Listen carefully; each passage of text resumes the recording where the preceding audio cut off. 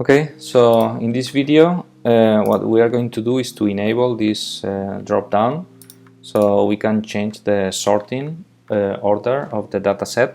Okay, so in order to do that, what we need to do is to add some indexes to our dataset. Okay, because what we want to do is to sort by date. So what we can do is to, on the client dataset, after it's open, what we can do is to add those indexes, and to do that is as simple as CDS jobs indexes. We add one, we are going to call it oldest, and the field for it is going to be date, and with empty options because it's ascending. And we are going to do the same, and we are going to name it newest by date, but in this case it's going to be IX descending.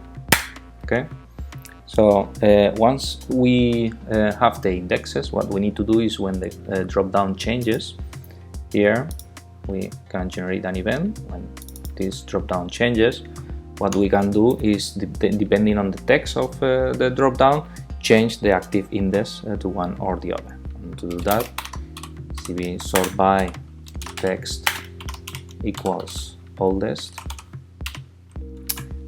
What we are going to do is to CBS jobs active index equals oldest, and we are also going to go to the first register, okay, the first record.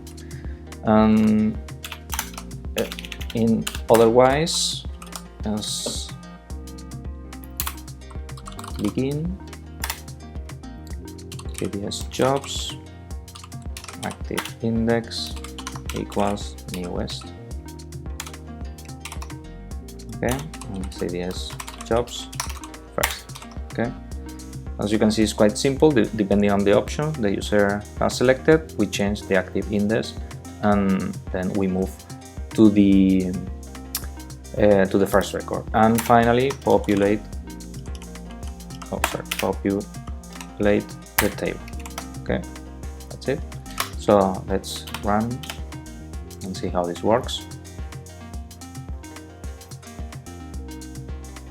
So this is the date, 14/6, and this is the time, so it's by the newest.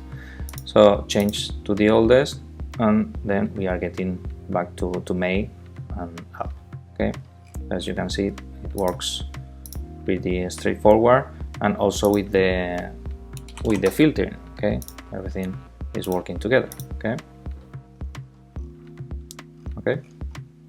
as you can see, it's quite simple, and is very much the way you are used to work with components and so on. Thank you.